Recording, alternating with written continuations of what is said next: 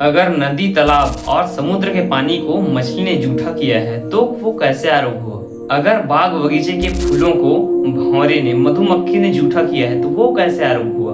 अगर पेड़ के कदली फलों को जानवरों ने जूठा किया है तो वो कैसे आरोप हुआ? आप लोगों ने वो गाना तो जरूर सुना होगा ना। तो नमस्कार दोस्तों, मेरा नाम है संदीप और आप लोगों का फिर स्वागत है मेरे एक नए वीडियो पर। तो चलिए आज वीडियो स्टार्ट करते हैं और आप लोगों को बताते हैं कि ऐसा क्या पदार्थ है, कौन सा चीज है, कहाँ का जल है जिसे आरोप की श्रेणी में रखा गया है, अर्थात पाक पवित्र। अगर आप हमारे चैनल पर नए तो वीडियो को लाइक करके चैनल को सब्सक्राइब करना। और इसी के साथ चलिए वीडियो को स्टार्ट करते हैं। तो चलिए बात करते हैं उस प्रश्न के बारे में जिसका आंसर बहुत से लोगों को पता भी है और बहुत से लोगों को पता नहीं भी है। तो चलिए बात करते हैं उस गीत के बारे में जिसे छत्तीसगढ़ के सुरबैया कहे जाने वाले गोरेलाल बर्मन जी ने गाया था, जिस गीत का नाम था मैं तो कहवा ले लाना हूँ आरू फुलवा। उन्होंने इस पंथी गीत को गाया तो जरूर, लेकिन इसके पीछे बहुत बड़ा महत्व छिपा था। हालांकि कई लोगों को पता है, कई लोगों को नहीं। और इस वीडियो में मैं डिटेल में आप लोगों को एक्सप्लेन करने की कोशिश करूंगा। वो तो खैर एक गीत के माध्यम से, लेकिन सबसे बड़ा सवाल का आंसर जो हमारे पंडित जी देते हैं चौवा के माध्यम से। तो सबसे पहले बात करते हैं उस गीत में दो पद था, जैसे कि मैं तो कहवा ले लाना हूँ आरुग फुलवा, है ना, जिसमें आरुग फुलवा अर्थात बगीचे, बाग बगीचे के फूलों को भंवरा ने अर्थात मधुमक्खी ने जूठा किया है ना। और नीर हो गया, जैसे कि जलधारा हो गया, नदी तालाब के पानी को मछली ने जूठा किया, तो उसका पानी कैसे पाक पवित्र हो गया, है ना, इसी बात को बोला गया था। और कह दिया जाए तो कदली फल, केला, सेब, संतरा इत्यादि फल हो गए, जिसको मतलब कीट पतंगों ने और बंदर वगैरह ने, कई प्रकार के कह दिया जाए तो जंगली जानवर ने जूठा किया, तो वो भी कैसे पाक पवित्र हो गया, आरोग्य हो गया। तो ऐसा कौन सा पदार्थ है, कहाँ का पानी है, कहाँ का फल है और कहाँ का फूल है जिसे कोई जूठा नहीं कर सकता, अर्थात वो पाक पवित्र और आरोग्य होता है। तो गोरेलाल बर्मन जी ने जो गीत गाया था उसको मैं दो पद गाने का प्रयास करता हूँ। प्लीज डोंट जज माई वॉइस।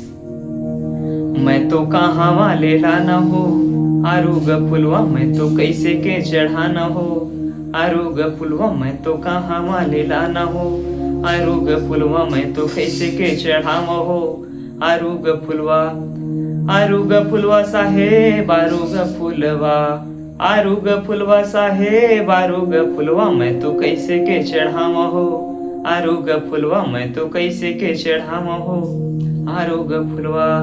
अर्थात कौन से फूल को ऐसे चढ़ाऊं जो आपके चरण में जो एकदम पाक पवित्र और शुद्ध हो, अर्थात जिसको कोई जूठा ना किया हो, आरुग हो। तो मेरे बोलने के विचार से आप लोग समझ गए होंगे कि मैं किसकी बात कर रहा हूँ। जी हाँ दोस्तों, मैं बात कर रहा हूँ नारियल की, जिसे श्रीफल भी कहा जाता है और फलों में सबसे श्रेष्ठ भी कहा जाता है। देखिए इस गीत का लय समझिए, मतलब इस गीत के माध्यम से क्या बताया जा रहा है। और पंडित लोग भी अधिकतर करके बोलते हैं कि नारियल सर्वगुण और श्रेष्ठ माना जाता है। क्यों? उसमें नारियल में जो फल होता है और उसमें नारियल में फूल भी पाया जाता है, जो नारियल के अंदर होता है, प्रोटेक्ट होता है, एक हिसाब से कह दिया जाए, जिसे कोई जूठा नहीं कर सकता। और उसके अंदर में पानी होता है जिसे कोई जूठा नहीं कर सकता। अब आप लोग ये मत कह देना कि उसके अंदर बैक्टीरिया वगैरह पाया जाता है तो वो कैसे आरोप हो जाएगा। अगर बात बैक्टीरिया, जीवाणु वगैरह की आए तो इस दुनिया में कोई ऐसा पदार्थ नहीं है जो आरोप है, लेकिन सबसे आरोप की श्रेणी में जिसे रखा गया है वो यकीन मानिए नारियल है। ये तो हो गया आपके सवाल का जवाब, जो कि नारियल है। कहाँ से लाऊं आरोप फूल, कहाँ से लाऊं आरुग पानी और कहाँ से लाऊं आरुग फल, जिसे गुरु चरण में या फिर जिसको हम आदर्श मानते हैं अपने, कह दिया जाए तो जिनके पद पर चलते हैं उनके चरण पेट में चढ़ाना हो या फिर मिलना, जिनसे मिलते हैं तो नारियल का भेंट देते हैं, जो कि सबसे पवित्र और आरोग्य की श्रेणी में आता है। ऐसा फल जिसे न केवल हम लोग बल्कि पूरी दुनिया स्वीकार करते हैं और सबसे उच्च श्रेणी में मानते हैं। ये तो हो गया बर्मन जी का शब्द, जिसको मैंने आप लोगों को समझाने का प्रयास किया। अब मैं पंडित जी की बात करता हूँ, जो पंडित जी अपने चौका के माध्यम से सभी को बताते हैं, सभी संतों को समझाते हैं, गांव-गांव जा करके अपने ज्ञान को सभी में फैलाने का, सभी में बांटने का प्रयास करते हैं। अब देखिए मैं पंडित जी की वाणी में आप लोगों को समझाने का प्रयास करता हूँ। जैसे कि एक गाना चलता है चौका और ग्रंथ के माध्यम से। चौका लोग अधिकतर आप लोगों ने सुना होगा या फिर नहीं भी। उसमें भी एक गीत के माध्यम से बताया जाता है, जिसे मैं आप लोगों को नॉर्मली बताने का प्रयास करता हूँ। जैसे कि ए बाबा कहवा ले उपजय लौंग बनी जरा हो, नहीं ते कहवा ले उपजय बंगला पान, कहाँ ले उपजय गुड़ा नारियर, जे नारियर है प्राण के आधार, माथ मटुक सुख नारियर। इस गीत का तात्पर्य समझिए।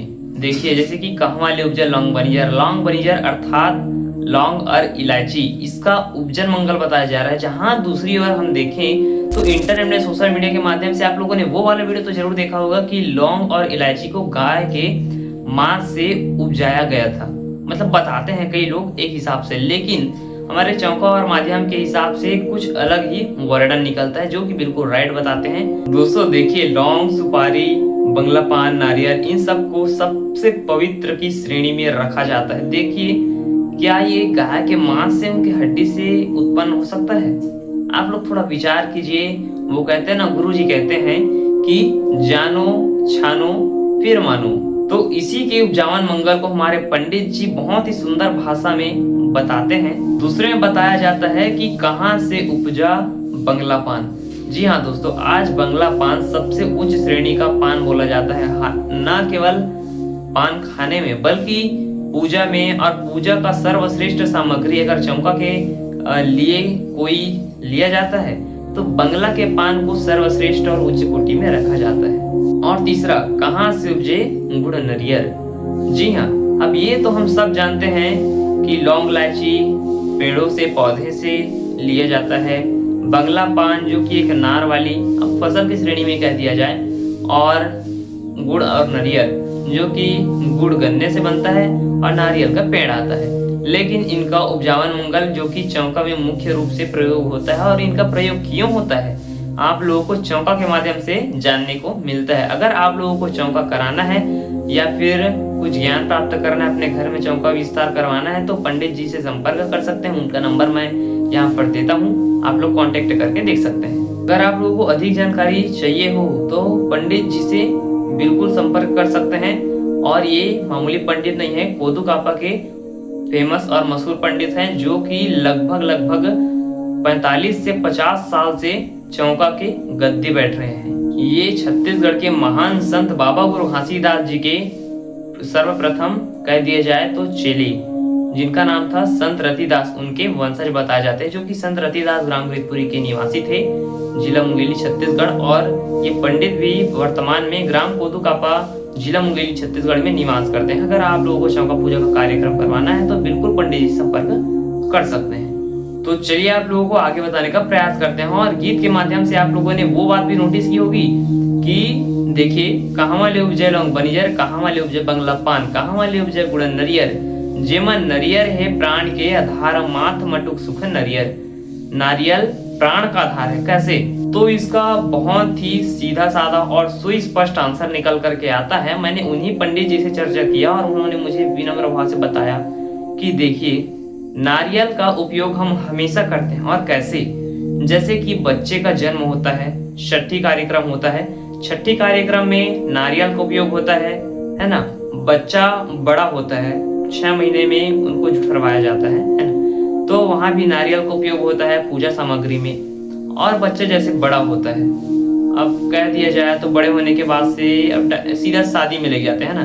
जब बच्चे का शादी होता है जैसे कि, तो वहां पर भी नारियल तोड़ते हैं, है ना, वहां भी नारियल का उपयोग होता है।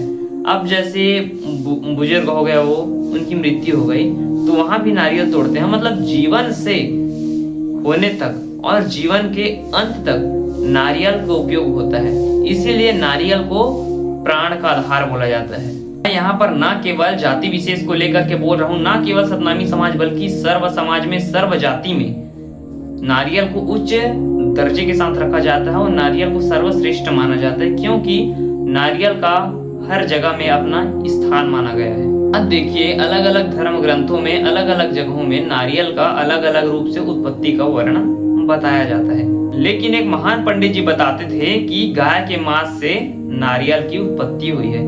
मैं इस बात का पूरी तरह समर्थन नहीं करता, पूरी तरह विरोध करता हूँ क्योंकि नारियल जैसे पवित्र चीज की गाय के मांस से उत्पत्ति नहीं हो सकती। क्योंकि दोस्तों आप लोग स्वयं सोच करके देखिए, जब इस प्रकृति का निर्माण हुआ तब वनस्पति जगत बने, फल फूल पेड़ पौधे नाले झरने इत्यादि सब कुछ बने।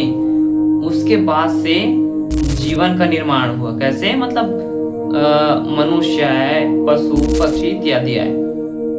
तो ना पहले ये सब बने, जैसे कि बंगला पान हो गया, लौंग इलायची नारियल वगैरह हो गया, ना कि गाय।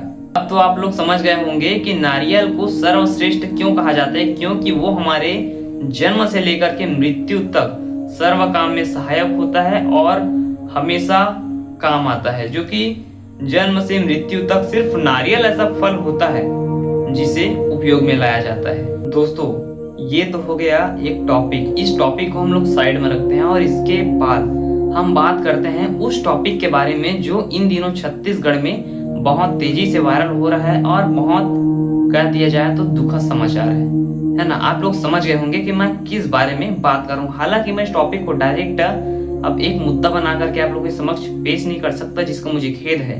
देखिए मैं अपने विचार से आप लोगों को बताने का प्रयास करता हूँ। देखिए जैसे कि परमात्मा ने पूरी सृष्टि की रचना की, सृष्टि को बनाया, तो जायज सी बात है इस प्रकृति पर रहने वाले, इस धरती पर रहने वाले सभी मनुष्य, न केवल मनुष्य, पशु पक्षी जीव जंतु जानवर सभी उनके संतान है। और देखिए मनुष्य को सर्वश्रेष्ठ बोला जाता है जीवों में, है ना। तो उनके अगर माध्यम से आज के समय में हम देखें तो ऊंच नीच जाति पाति भेदभाव इन सब में मनुष्य को बांट दिया गया है। और कहीं ना कहीं देखें तो मनुष्य को अमीरी और गरीबी इन दोनों भागों में तौला जाता है। जो अमीर है उसका कोई कुछ नहीं कर सकता, लेकिन जो गरीब है उनको और दबाया जाता है। वर्तमान की बात है दोस्तों, इन दिनों हमारे छत्तीसगढ़ में घोर अन्याय और अत्याचार हो रहा है। और ये अन्याय अत्याचार तब तक होता रहेगा जब हमारे छत्तीसगढ़ के सभी लोग, सभी रहवासी एकजुट नहीं होंगे। देखिए ये हमारा एक हाथ है, जैसे कि ये मेरा 5 उंगली है ना, और ये 5 उंगलियां भी धर्म के नाम पर, जाति के नाम पर बटे हुए हैं। ये छत्तीसगढ़िया है और ये सभी अभी बटे हुए हैं। लेकिन ये छत्तीसगढ़िया जब तक एक साथ मिलेंगे नहीं तब तक इन छत्तीसगढ़ियों का शोषण होता रहेगा। इसी बात को हमें समझने की आवश्यकता है। ये छत्तीसगढ़ हमारा है, यहाँ की जल जंगल जमीन सब कुछ हमारा है और इसे कोई बाहरी व्यक्ति आकर के यूं इस प्रकार हमसे छीन नहीं सकता और नष्ट नहीं कर सकता। हम छत्तीसगढ़ के मूल निवासी हैं, अगर हम नहीं कहेंगे तो कौन कहेगा। आज मेरा हर उस भाई से जो कंटेंट क्रिएटर है, जो रील्स बनाता है, वीडियो बनाता है इंस्टाग्राम में, यूट्यूब में, सोशल मीडिया में, जहां कहीं भी, अगर आप लोगों से छोटा सा भी सहयोग हो सके तो इन बातों को आप लोग उजागर करने का प्रयास कीजिए और हो सके तो सभी तक फैलाने का प्रयास कीजिए, क्योंकि आपका एक छोटा सा कदम बहुत बड़ी मदद साबित हो सकती है। छत्तीसगढ़िया सबले बढ़िया इस बात को सिर्फ कहने में सुनने में अच्छा लगता है, लेकिन छत्तीसगढ़िया आज धर्म और जाति के नाम पर इतने बढ़ चुके हैं कि वो छत्तीसगढ़िया नहीं रहे, बल्कि किसी जाति समूह समुदाय के एक कह दिया जाए तो व्यक्तित्व के लोग हो चुके हैं। आज जाति पाति छुआछूत में ऐसे बढ़ चुके हैं कि वो हाँ ये उस पार्टी का है, ये उस पार्टी का है, ये उस धर्म का है, ये उस जाति का है। ये कब तक चलता रहेगा, इस बात को विचार करो। और अगर मैं अपनी धार्मिक और परमात्मा के माध्यम से देखूं तो आज जो अन्याय कर रहे हैं ना, उनको उनका परिणाम जरूर मिलेगा, क्योंकि ये तो विधि का विधान है। एक तकिया कलाम था, मतलब एक डायलॉग था जो कार्टून में बोला जाता था, लेकिन उस कार्टून के उस तकिया कलाम में, उस बात में, उस डायलॉग में सच्चाई थी। क्या? बोया पेड़ बबूल का आम कहाँ फल होए। अरे भाई, आप जैसा फल बोगे, जैसा कर्म करोगे, आपको वैसा ही परिणाम देखने को मिलेगा।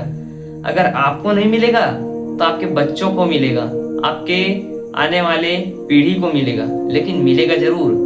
भाई मेरे, यह मृत लोक है और मृत लोक में सबका हिसाब होता है बराबर तरीके से। यहाँ सभी के हिस्से में सुख बराबर आए ना आए, दुख बराबर आता है।